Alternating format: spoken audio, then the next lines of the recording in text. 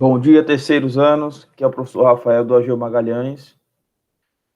Vamos hoje dar prosseguimento à nossa aula sobre reino vegetal, mais especificamente sobre os eventos que possibilitaram a conquista do ambiente terrestre. Como vocês viram na aula passada, todas as plantas têm como um descendente, né, têm como ancestrais, desculpe, todas as plantas descendem, né, de algas, né, que eram seres aquáticos. E aí, só depois de muitos eventos evolutivos é que foi possível a fixação desse tipo de vida no ambiente terrestre. Então, vamos continuar. Então, uma das adaptações que viabilizaram, né, essa conquista do ambiente terrestre foram justamente aquelas relacionadas à reprodução. Então, a partir de um dado momento, as plantas passaram a ter duas fases. A fase esporofítica, que era a fase produtora de esporos. Até hoje ainda você encontra isso nas samambaias, né? E nas briófitas também. Então, você tem aí o surgimento do esporo, tá? O esporo, então, é essa estrutura que tem em seu interior uma conformação celular que vai dar origem a uma nova planta adulta, certo? Então, esses esporos, eles possuíam uma parede de proteção, uma substância chamada esporopolenina. Era uma substância bem resistente, tá? Que possibilitava que esse esporo resistisse às intempéries, aos impactos físicos, químicos, tá? Então, foi muito importante o surgimento do esporo. Mas, como eu falei, essas plantas aí, essas primeiras plantas terrestres, elas tinham duas fases. Essa esporofítica, que era a produtora de esporos, e a gametofítica, que era a produtora de gametas. Na fase gametofítica, portanto, a gente tem um objetivo, que é a união desses dois gametas, o masculino e o feminino, formando o chamado embrião, tá? Então, esses dois ciclos de vida, né, possibilitaram uma reprodução no meio terrestre. Nas primeiras plantas, esse embrião ele precisava estar em uma região muito úmida. Os gametas eram gametas que precisavam se encontrar através eles iam nadando através dos seus flagelos, tá? Então precisava de água. Então essa parte do embrião aí, as primeiras plantas terrestres, era extremamente dependente de água, enquanto que a fase esporofítica, né, a produtora de esporos, era menos dependente de água, tá? Esse esporo, por exemplo, poderia também ser disseminado pelo vento, pela água. Então, eu deixo aqui registrado esses eventos, né? A formação do embrião na fase gametofítica e a formação do esporo na fase esporofítica. Lembrando que ainda não existia semente. Agora nós vamos falar disso. Então, talvez a mais emblemática estrutura para a conquista do ambiente terrestre seja o surgimento da semente. Olha, anteriormente a gente viu aqui o embriãozinho, não tinha nada protegendo, né, esse embrião. Agora aqui é diferente. As sementes surgem justamente abrigando esse embrião. Então, é por isso, né, é pelo surgimento das sementes que você tem essa dominância das gimnospermas e angiospermas na natureza, né? As plantas com semente são as plantas que dominam as paisagens naturais. Então, o surgimento da semente proporcionou ao embrião uma coisa muito importante, que é nutriente, energia, por exemplo, né?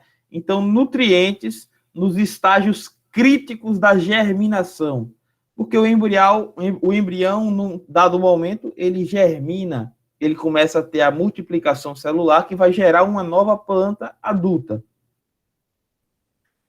Mas isso nem sempre era bem sucedido, porque, como eu falei, o embrião anteriormente necessitava estar em um ambiente úmido, muito úmido, protegido ali de todos os desafios e riscos do ambiente terrestre. E aí agora você tem diferente, tá? Você tem uma semente com essa estrutura externa aqui, o perisperma, essa estrutura resistente, muito mais resistente do que o esporo, tá? E dentro um monte de nutrientes. E no interior, o embrião. Então, isso foi muito importante. Além disso, isso dá oportunidade, como eu já falei em outras oportunidades, isso dá chance da planta, da semente que conserve em seu interior esse embrião, de que ela só germine na hora certa. Tá? Existe o chamado período de dormência, né? Estado de dormência de uma semente. Então, foi muito importante.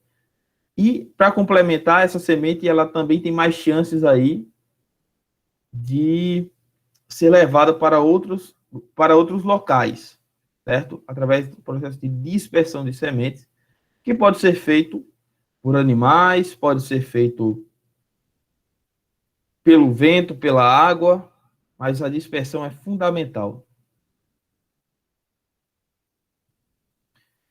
Eu não vou me atentar muito aqui para os eventos específicos que levaram ao surgimento da semente, isso a gente vai deixar para uma outra aula. Mas a gente vai falar aqui agora do surgimento das flores, tá? As flores surgiram no grupo chamado angiospermas, né? As angiospermas se chamam assim porque angio é urna, vaso, ou seja, é uma referência, uma menção ao fruto onde se guarda a semente, né? Toda planta que tem flor, tá? Tem potencial para, então, ter fruto, caso haja ali a fecundação. Então, você tem o desenvolvimento das flores. Por que foi tão importante o surgimento das flores? Porque a união dos gametas masculino e feminino se tornou muito mais fácil de acontecer, tá? As flores, elas têm estruturas produtoras ali de néctar, né? O néctar é aquela substância açucarada, né? Aquele carboidrato que atrai vários animais, insetos, pássaros, e eles, ao chegarem na flor, eles acabam levando o pólen que contém o gameta masculino até a região do gameta feminino, possibilitando a fecundação. E uma outra estrutura também tão importante quanto foram os frutos, tá? Se anteriormente, só por existir a semente, já tinha mais chance daquele embrião acabar sendo levado para regiões distantes da planta-mãe e assim não concorrer com a planta-mãe, agora isso fica muito mais evidente, tá? Os frutos, sobretudo esses frutos carnosos, com muito carboidrato, frutose, reservas de nutrientes, né? Eles atraem principalmente animais, que se alimentam desse fruto, levam esse fruto muitas vezes para regiões distantes da planta-mãe e assim contribuem para a dispersão das sementes. Além de não concorrer com a planta-mãe, isso tem um outro papel. Ele possibilita que os genes que estão ali naquele embrião dentro da semente, eles possam ser levados para outros locais em meio a outras populações, contribuindo assim para que você não tenha é, um tipo um tipo de variabilidade genética muito baixa. Então, acaba contribuindo para aumentar a variabilidade genética, né? Você acaba misturando os genes de uma população local com os de outra. Isso contribui também para o sucesso da espécie. Então, que fique também registrado essa questão aqui. E como eram, então, as primeiras plantas? Vamos ver, tá? Essas plantas aqui são atuais, certo? São as briófitas, representadas pelos musgos, hepáticas e antóceros. Então, são plantas bem simples, e vocês vão ver que as primeiras plantas se assemelhavam a essas aqui, tá? Se assemelhavam às briófitas. É bom, já de antemão, notar que elas não têm uma folha, uma estrutura foliar como as outras, tá? Elas não têm raízes, elas não têm caule, elas são muito simples para serem consideradas portadoras desses órgãos vegetais. Então, essas plantas, as briófitas, né, que são plantas terrestres atuais, elas são marcadas aí pela existência de 2 ciclos de vida, e a gente vai ver com mais detalhes mais para frente. Então, você tem uma fase gametofítica, que é a produtora de gameta, tá? Olha aqui nessa imagem de baixo, tá? Você tem o gametófito masculino e o feminino, tá? Então, você tem cada um produzindo aí seus gametas. Esses gametas, através do processo de natação aqui, com seus flagelos, se encontram, se unem, formando o embrião. Esse embrião vai acabar aí se dividindo mais e mais, né? Através do processo de mitose, levando ao surgimento de uma planta adulta. Essa planta adulta, ela vai ter aqui, olha, emergindo dela uma outra estrutura, como se fosse uma planta dentro da planta. Essa parte aqui, olha, pessoal, onde está passando o mouse aqui em cima, tem esse talinho meio roxinho aqui, avermelhado, até em cima, onde tem essa cápsula, nós temos aí a fase esporofítica. Esporofítica, tá? Então, você tem essa fase produtora de esporos, enquanto que a de baixo é a fase gametofítica. Certo? Mas isso a gente vai falar com mais calma numa outra oportunidade. Então, as primeiras plantas, né, elas tinham uma grande necessidade, né, de estarem próximos a corpos d'água, né, regiões muito úmidas. Eram muito dependentes de água, sobretudo por conta da reprodução, como vocês viram. Os gametas, para se encontrar, precisavam estar no meio aquático, tá? Já na fase esporofítica era mais fácil, né, que houvesse aí a reprodução. Até hoje, essas plantas, as briófitas, vivem em locais úmidos e sombreados. Ao invés de caules, folhas e raízes, possuem cauloides, filóides e rizoides, que são estruturas muito mais simples. É importante ressaltar que essas plantas são tão simples que não possuem os vasos condutores de seiva. A seiva, contendo ali os nutrientes, é transmitida célula a célula, certo? Através do processo de difusão. Água e sais minerais são conduzidos por difusão célula a célula. Mas nós sabemos que nada na biologia faz sentido se não for à luz da evolução, tá? Então, como seriam as primeiras plantas a terem esses vasos vasculares, né? Esses canais que levariam essa seiva. Eram plantas, claro, extremamente simples ainda, certo? Aqui do lado direito nós temos aí a Coxônia, não precisam decorar esse nome, certo? que é uma plantinha bem simples, tá? São pequenas, eretas e com ramificação dicotômica, ou seja, elas emitiam dois ramos, tá? Um para a esquerda, um para a direita, e aí cada um desses ramos emitia mais outros dois ramos, eram muito simples. Não tinham folhas, não tinham calos e raízes verdadeiros, e além disso, possuíam uma estrutura chamada rizoma absortivo, tá? Que acabava tendo mais ou menos a função de uma raiz, mas não era uma raiz. Era como se fosse uma parte do que seria semelhante ao caule, mas acabava tendo funções de absorção, né? Nós temos aí também essa outra plantinha aí, tá? Que também é um ancestral dessas plantas com, com vasos condutores de hoje, tá? Eram muito simples também, eu não vou me atentar muito a elas.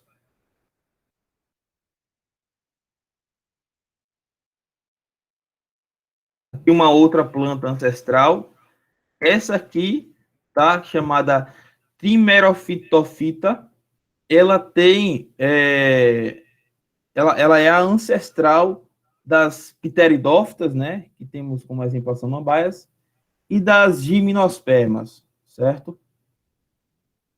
Então, eram plantas muito simples. E aqui você tem mais ou menos esse desenho, não precisa decorar isso, tá? Essas primeiras plantas com vasos condutores deram origem, de um lado, ao que nós chamamos de licófitas e outras de samambaias, tá? Mas não precisa decorar isso, não. Aqui está mostrando o surgimento das pteridófitas. E a evolução desses órgãos, né? Desses órgãos vegetais, como é o caso das raízes, se deu mais ou menos dessa forma, né? Ao longo do tempo, você foi tendo uma diferenciação daqueles ramos mais simples, houve uma especialização, tá? Então, você tem aí o surgimento dos rizóides aqui, na imagem do meio, tá? Isso, posteriormente, foi se especializando ainda mais, até, enfim, ter um aspecto de raiz. Então, inicialmente, alguns ramos se enterravam e exerciam funções similares às raízes. Posteriormente, desenvolveram estruturas próprias para fixação e nutrição, chamados rizóides, certo?